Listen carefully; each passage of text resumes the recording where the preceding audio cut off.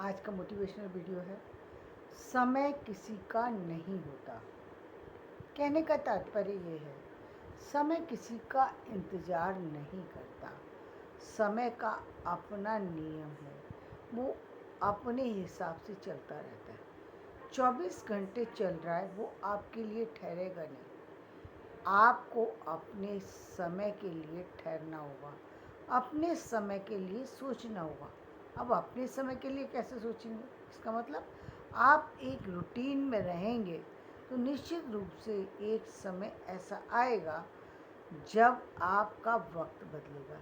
दूसरी बात, रूटीन में रहने के अलावा भी क्या है, जैसे हम एक टाइम फिक्स कर देते हैं कि इस टाइम पर एक परीक्षा होगी और उसका परिणाम आएगा, तब क्या करते हैं? परीक्षा की तैयारी करते हैं। उस परीक्षा की तैयारी के लिए क्या करते हैं?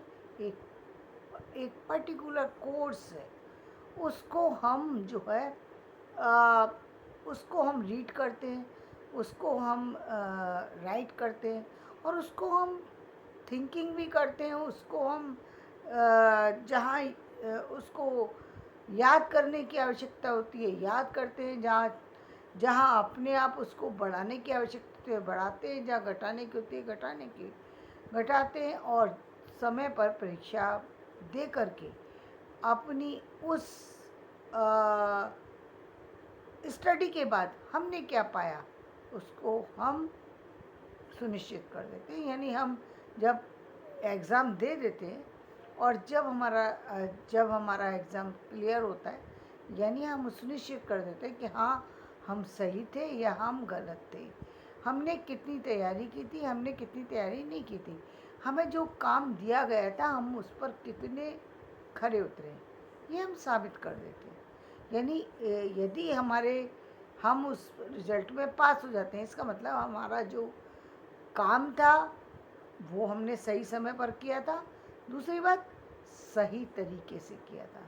यदि सही तरीके से ना हो, काम तो किया लेकिन सही तरीके से ना हो तो भी रिजल्ट बराबर नहीं आएगा। यदि आपने काम तो किया लेकिन क्या, काम बराबर तरीके से नहीं किया। तरीका क्या था? यानी आपको जो चीज़ जिस तरीके से याद करनी थी उस तरीके से आप नहीं कर पाए तो आपका रिज़ल्ट बराबर नहीं आएगा। आपने किसी और पैटर्न को पकड़ लिया। जैसे पैटर्न क्या पकड़ लिया, जैसे कभी कभी आप देखते हैं कुछ बच्चे ऐसे होते हैं जो अपना दिमाग बहुत ज़्यादा चलाते हैं और ज़्यादा चलाने की वजह से क्या करते हैं, आ, अपना कंटेंट खुद से राइट करने की कोशिश करते हैं और उसमें कभी सही भी हो सकता है, कभी गलत भी हो जाता है। तो उसमें यदि आपका गलत हो गया तो फिर आपका जो आपके मार्क्स है वो कहीं ना कहीं कम आ जाते हैं। जबकि एक एक पर्टिकुलर जो आपने जो लिखा गया है, यदि आपने उसी को सही ढंग से तैयार किया है तो आपका रिजल्ट बराबर आता है। आप देखते हैं इंग्लिश में या अन्य सब्जेक्ट में आपके मार्क्स बराबर आते हैं। क्यों बराबर आते हैं? क्योंकि आपने वहाँ पर वो रटा हुआ कंटेंट ही लिखा है। उसमें किसी तरीके की मिस्टेक होने का, किसी भी तरीके का किसी तरह से भी उसकी संभावना नहीं की जाती। कारण ये कि आपने वो पूरा जितना बताया गया था उतना याद किया है और उसको लिख दिया। उसमें अपना दिमाग को कहीं भी चलाया नहीं है। कई बार चलाने की ज़रूरत कहाँ होती भी नहीं है। ज़रूरत कहाँ है आपको चलाने की? जहाँ आपके पास एक तो टाइम हो, तब आप चला सकते हैं। भाई आपके पास एक निश्चित टाइम है और उसमें आपको कंटेंट तैयार करना है, उसमें आपको लिखना है, याद करना है और उसमें आपको परीक्षा देनी है। आप उसमें अपना तैयारी करने में, सिर्फ कंटेंट तैयारी करने में लग रहे हैं। हो सकता है आप कंटेंट बहुत अच्छा तैयार कर लें, लेकिन कंटेंट तैयार करने के बाद भी यदि आप उस समय याद नहीं कर पाए और उस कंटेंट को लिख नहीं पाए तो आपका याद लिखा हुआ बेकार है। आपने बहुत सारे नोट्स बनाए लेकिन रिज़ल्ट तो जीरो है। रिज़ल्ट जीरो का मतलब आप फेल हो गए, या फेल भी नहीं हुए, आपकी उतनी परसेंटेज नहीं आई जितनी आनी चाहिए, तो भी आप फेल के बराबर हो गए। क्योंकि आप लाने वाले तो 99% या 100% मार्क्स लाने वाले स्टूडेंट हैं और आपके 80% आके रह गए, यानी 20 मार्क्स कम रह गए आपके। आपने मेहनत में आपकी कोई कमी नहीं थी, लेकिन फ़र्क क्या था, आपने जो कंटेंट था उसको अपनी तरह से बनाने की कोशिश की। कंटेंट बनाना बुरी बात नहीं है, लेकिन ये देखना पड़ेगा ना, आपके पास एक निश्चित टाइम पीरियड है, उसमें आपके पास इतना समय नहीं है कि आप अलग से तैयारी कर सकें। तो बेहतर यही है कि जिन लोगों ने तैयार किया है आप उसी को तैयार करके सही ढंग से प्रेजेंट कर दें, क्योंकि आपका मकसद इस समय परीक्षा में पास होना है। आपको उस चीज़ का ये याद होना है कि ये इस चीज़ में जो जो विशेष पॉइंट है वो उन पॉइंट्स को हाईलाइट करने में आप सक्षम रहे या नहीं, आपको जो बताया गया है वो चीज़ें आपको पकड़ में आई या नहीं। यानी आप कुछ मुख्य पॉइंट होते हैं एक प्रश्न के अंदर, वो सारी बातें आपकी यदि उसके अंदर आ गई तो आपका कंटेंट सही है। और आपके यदि वो मुख्य बातें रह गई या आपकी अभिव्यक्ति बराबर नहीं है तो कहीं ना कहीं कुछ न मार्क्स कम हो सकते हैं, क्योंकि अभिव्यक्ति करने के लिए व्यक्ति को सोचने की आवश्यकता होती है और इतना समय नहीं होता परीक्षा के दौरान कि आप सोच सके। देखते हैं आप परीक्षा में आप जो लिखते हैं 30 पेज आप जो है वो 3 घंटे के अंदर लिख लेते हैं, जबकि यदि आप अपने मन से राइटिंग करने की कोशिश करें तो आप देखेंगे 2-3 घंटे के अंदर आप 5 से 10 पेज भी लिख लें तो बहुत बड़ी बात है। ये इसका वो 5 से 10 पेज भी वही व्यक्ति लिख सकता है जिसने काफ़ी अच्छी रीडिंग कर रखी है, यानी उसकी उस सब्जेक्ट पर बहुत अच्छी पकड़ है, तभी व्यक्ति 8 से 10 पेज लिख सकता है। 3 घंटे के अंदर 8 से 10 पेज लिखना बहुत बड़ी बात है। ज़्यादातर तो 4 या 5 पेज की संभावना की जाती है, लेकिन कुछ अच्छे राइटर 10 पेज भी लिख सकते हैं, लेकिन वो 10 पेज तब लिख सकते हैं जब उनकी उस पर पकड़ हो, भाषा पर पकड़ हो, अभिव्यक्ति पर पकड़ हो, तो वो 10 पेज भी लिख सकते हैं, लेकिन इससे ज़्यादा नहीं लिख सकते। ठीक इसके विपरीत परीक्षा में स्टूडेंट 30 पेज तक लिख सकते हैं या 30 पेज लिखते हैं, आगे भी जा सकते हैं। क्यों जा सकते हैं? क्योंकि उनका कंटेंट जो है उस पर उनको थोड़ा सा भी दिमाग का इस्तेमाल नहीं करना, उनके माइंड में वो छप चुका है, प्रिंटेड है, वो जैसे ही प्रश्न आता है वो उस पर लिखना शुरू कर देते हैं। उनको सोचने का समय चाहिए ही नहीं, 1 सेकंड भी नहीं चाहिए। बस प्रश्न देखा, प्रश्न को गए 2 शब्द पढ़ते ही आपको पूरा प्रश्न का पता है, पूरा उत्तर पता है। आप मिनटों में उस प्रश्न का आंसर लिखना शुरू कर देते हैं और आंसर लिख भी देते हैं और आंसर सही भी देते हैं। ये परिणाम किसका था? आपके याद करने का। क्योंकि बहुत बार हम कह तो देते हैं कि हर चीज़ रटने की ज़रूरत नहीं होती, लेकिन मैं कहती हूँ कि हाँ, बहुत सारी सी चीज़ें ऐसी हैं जिनको रटने की ही आवश्यकता होती है। एक समय जब हम एग्ज़ाम दे रहे होते हैं वहाँ पर हमको बहुत सारी चीज़ें रटनी ही पड़ती हैं। यदि डॉक्टर इतनी मेडिसिन याद ना रख सकें, यदि वो याद नहीं करेंगे उनको तो लिख नहीं सकते, वो याद करते हैं, रटते ही हैं। जो फॉर्मूले होते हैं किसी चीज़ के वो याद करने पड़ते हैं, जो किसी की परिभाषाएं होती हैं वो याद करने पड़ते हैं, मुख्य बिंदु सभी के याद करने पड़ते हैं, मुख्य पॉइंट सभी के याद करने पड़ते हैं। ज़्यादा भी चीज़ें याद करनी पड़ती हैं अन्य सब्जेक्ट में, जैसे मैं कहती हूँ कि अन्य सब्जेक्ट में हम इंग्लिश वगैरह में क्या पहले पॉइंट से लेके लास्ट पॉइंट तक हर चीज़ को याद करते, इसलिए हमें लिखने में दिक्कत नहीं होती।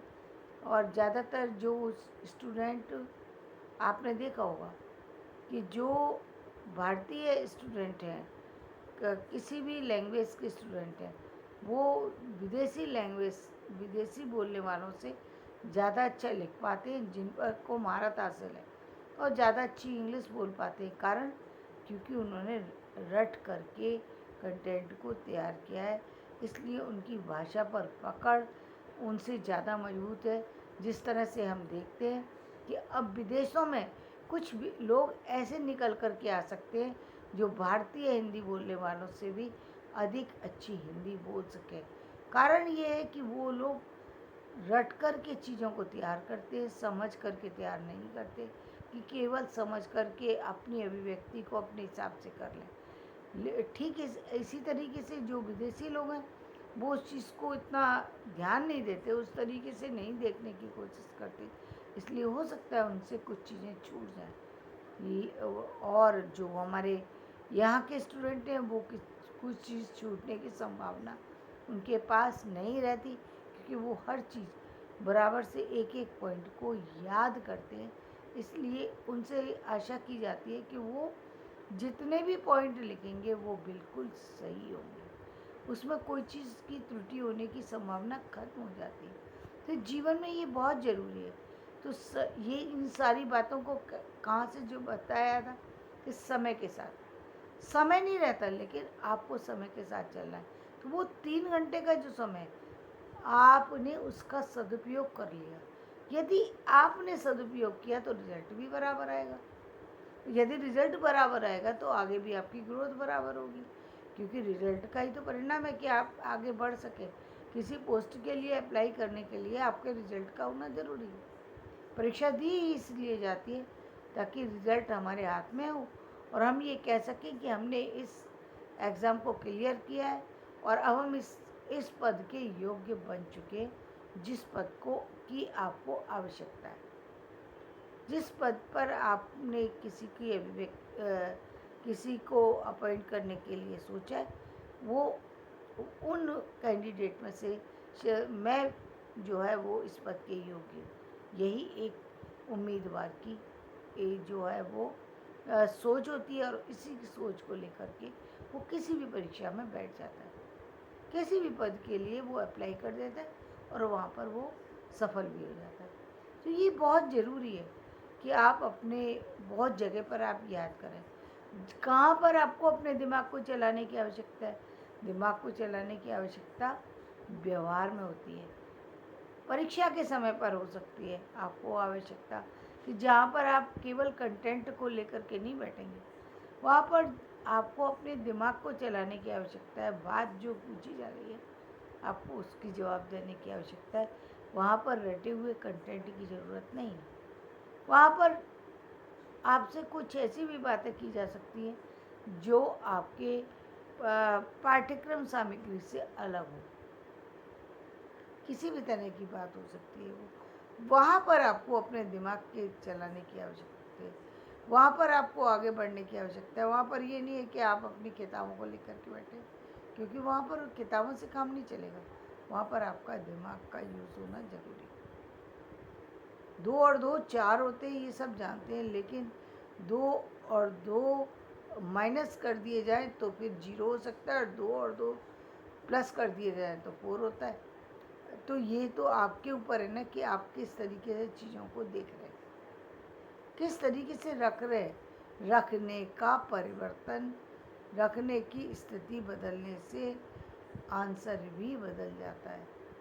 तो जीवन में बहुत सी चीज़ें हैं जहाँ पर व्यक्ति को प्रैक्टिकल होने की ज़रूरत है। समय को अपने अनुरूप डालने के लिए अपने आप को समय में बांधने की आवश्यकता है। समय किसी के लिए नहीं रुकता, समय किसी का इंतज़ार नहीं करता। आप काम करते रहिए। यदि आपने एक निश्चित निश्चित अवधि तक किसी कार्य के लिए एक सोच बनाई हुई है और आप करने में सफल हो जाते हैं, तो ये निश्चित है कि आपका भविष्य जो है वो भी एक निश्चित क्रम में आगे बढ़ेगा। उसमें किसी भी तरीके से ये नहीं कहा जा सकता कि आपका वो जो भविष्य है, जिसकी सोच आपने रखी है, उसमें किसी तरीके से आपकी अवनति होगी, ऐसा नहीं हो सकता। उन्नति में देर हो सकती है, कभी कभी किसी कारणवश देर हो सकती है।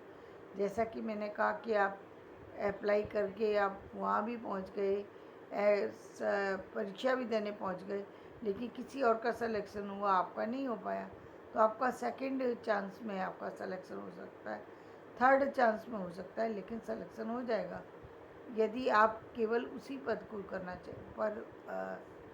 पर कार्य करना चाहते हैं तो निश्चित रूप से सिलेक्शन होगा, क्योंकि आपके काम में कमी नहीं है, बल्कि शायद समय की डिमांड ये है कि अभी आप रुकें, या तो समय ये कहता है कि आप कुछ और कर सकते हैं, या समय कहता है कि कुछ ठहरो और तैयारी करो, फिर इस परीक्षा के लिए आओ। जो भी हो, लेकिन आपके जो आपने परीक्षा दी है वो आपने में रह कर के दी है, तो रिज़ल्ट आपके लिए अच्छा ही आना है, वो किसी भी तरीके से आए। इसलिए समय का इंतज़ार मत कीजिए, बल्कि अपने आप को समय के अनुरूप ढाल दीजिए। धन्यवाद। मेरा ये वीडियो पसंद आए तो इसे लाइक करें, शेयर कीजिए और सब्सक्राइब कीजिए।